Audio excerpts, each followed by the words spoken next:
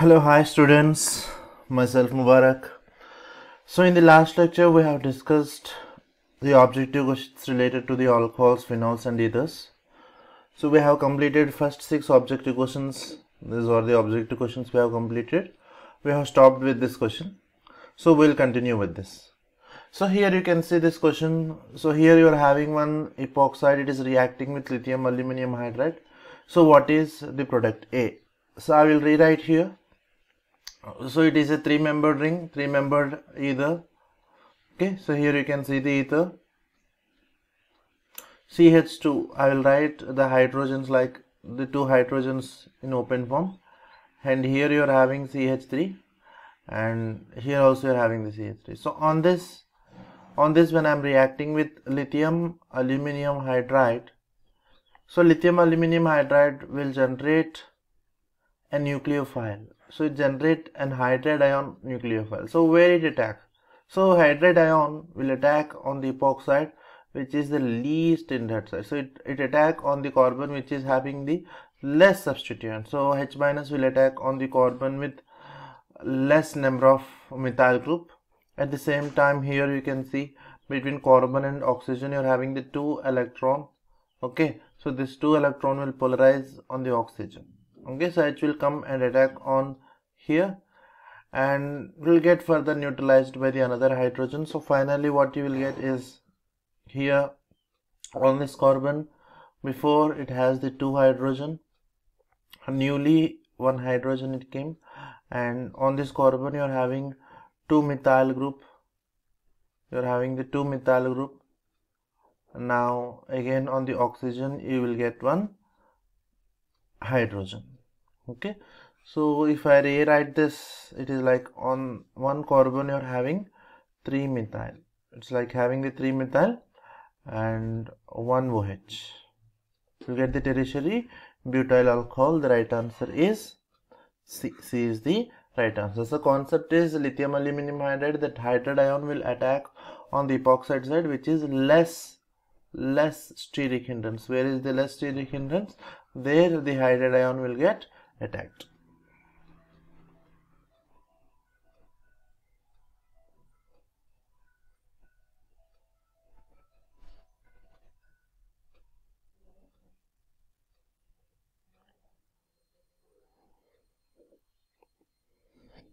So now the second question, glycerol is reacting with potassium hydrogen sulfate to give the product A. A is reacting with lithium aluminum hydride to give the product B. So first we'll look at the structure of the glycerol.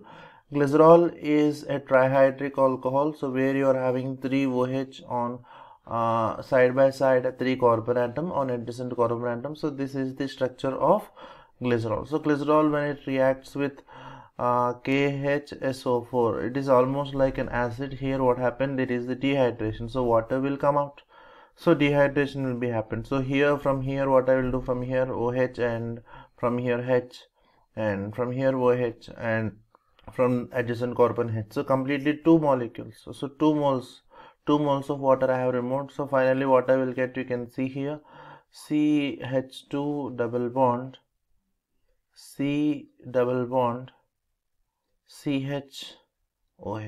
So here you can see at this part, so it generated one enol. So this will undergo keto-enol tautomerism. This will participate in keto-enol tautomerism. Okay, so there you can see here it is an enol. It will convert into ketone group. So CH2 double bond CH, C double bond OH. So this is the product A. So what is its name? Its name is acrolein. Its common name is acrolein. So on acrolein they are further reacting with lithium aluminum hydride.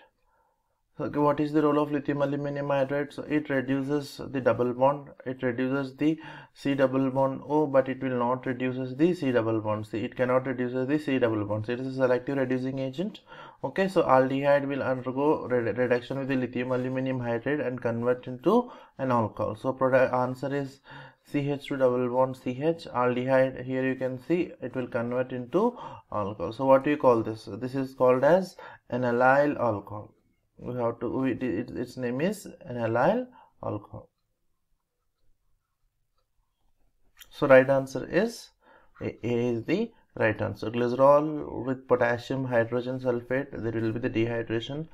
Okay, so this further undergo ketoenol tautomerism. Okay, you will get the acrolein. So acrolein on reduction with the lithium aluminum hydride, you will get the allylic alcohol. The next question you can see here. So here you are having one alkene. So alkene with X given an alcohol. So here you can see what was happened here. Hydration. You have added the water. So where you have added the water, H you have added to the carbon which is having more number of hydrogen, and OH minus you have added to the carbon which is having less number of hydrogen without rearrangement. So here rearrangement was not happened. So it is very clear that option B will not be there. So why? Because on adding the water in presence of acid medium to the alkene to this type of molecule, compulsory there will be the rearrangement. And option A is also not. Reason is this is the hydroboration oxidation. In hydroboration oxidation, H will be added to the carbon which is having less number of hydrogen, and OH will be added to the carbon which is having more number of hydrogen. So right answer is C. So this step is oxymercuration, demercuration. So in oxymercuration, demercuration, we'll add the water to the alkene according to Markovnikov rule without rearrangement. So answer is C. This conversion is carried out by this reagent. Next question you can see here. Here you're having the propane. For propane, first they are reacting with the sodium borohydride. So instead of hydrogen, they have took the deuterium. Further on, they have done this oxidation with the H2O2 and OH minus. So here you can see the reagent. First of all, CH3, CH double bond CH2. So this further reacts with the NaBD4. So NaBD4 will generate the nucleophile called D minus, where it will attack. So the negative part will attack on the carbon which is having less number of hydrogen. So it will attack here. Okay, so what you will get is you will get CH3CH here, deuterium, and on this carbon you will get the positive charge like this. This this will polarize here, and further you will get the OH minus, OH on this carbon. Okay.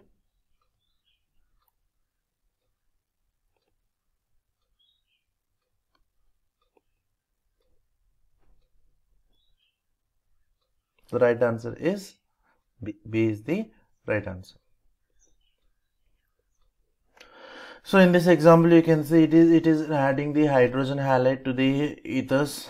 Okay. So in this side, I'm rewrite that ether again.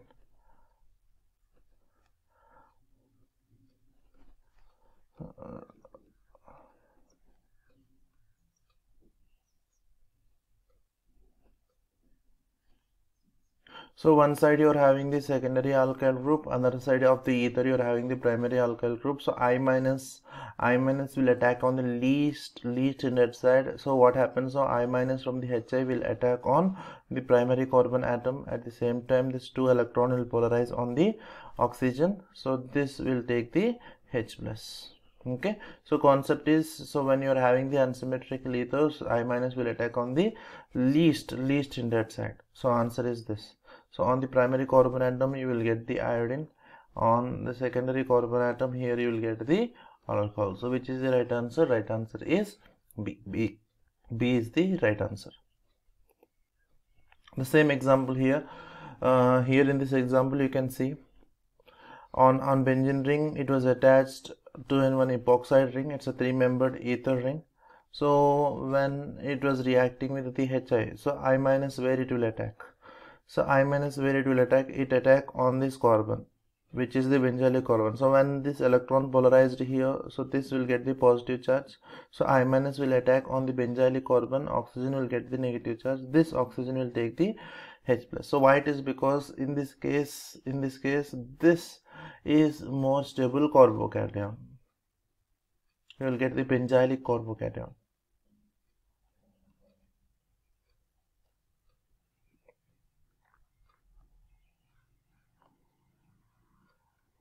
Okay, so which is the right answer? You can see the right answer is C. C is the right answer. So here you can see one question. An organic compound A.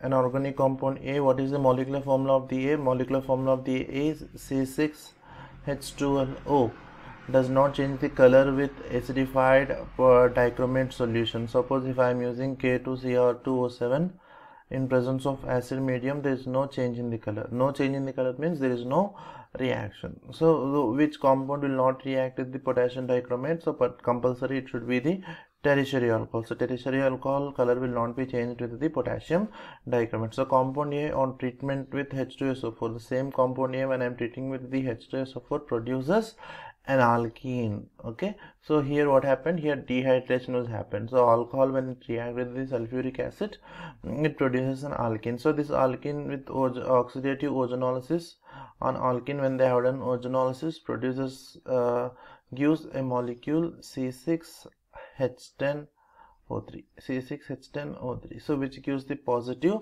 iodoform test. On this if I am reacting with NaOH in presence of I2, so you are getting the yellow color precipitate. Okay, so you are getting the positive iodoform test. Okay, find out the structure of A, find out the structure of C. What is A? First of all, option A will not be right. Why? Because this is an ether. This is an ether. Option A cannot be there.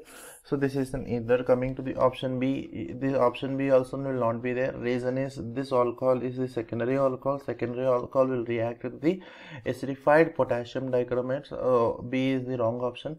Coming to the option C, let us consider option C is the tertiary alcohol and option D is also tertiary alcohol. If I go with the option C, okay, so here you can see this is in option C.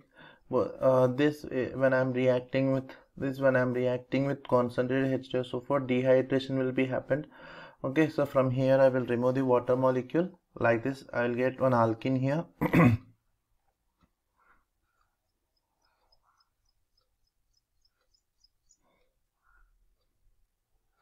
So this further I have done the ozonolysis.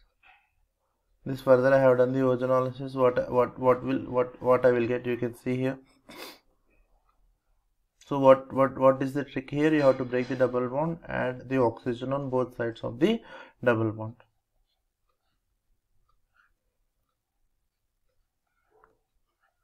So will it give the iodoform test? Yes. So it will give the iodoform test. Why? Because here you are having the methyl ketone groups. You are having the two methyl ketone groups. When it react with the NaOH. When it react with NaOH in presence of iodine, compulsory it will give the iodoform test. So coming to the option D, so what will happen in the case of option D, that also will check. So option D is also having the tertiary alcohol. So this, after reacting with concentrated H2SO4, there will be the dehydration. Okay, from alpha carbon H and from beta carbon H will come out, water will come out. There it will convert into an alkene. You will get the double bond here. So on this, if I done the ozonolysis,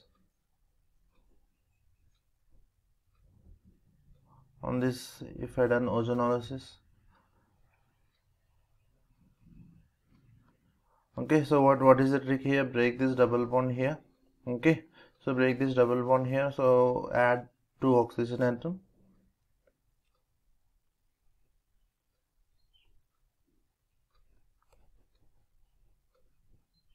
Here already you are having the hydrogen, double bond O, double bond O.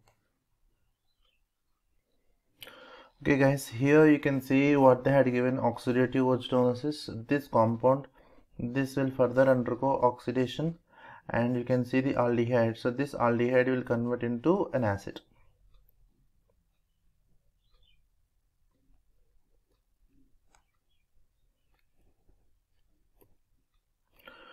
This will convert into an acid.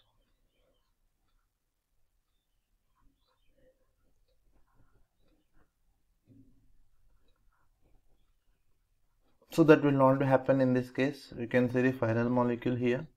It is having the 3 oxygen atom. 3 oxygen. Right answer is D. D is the right answer. Bye students.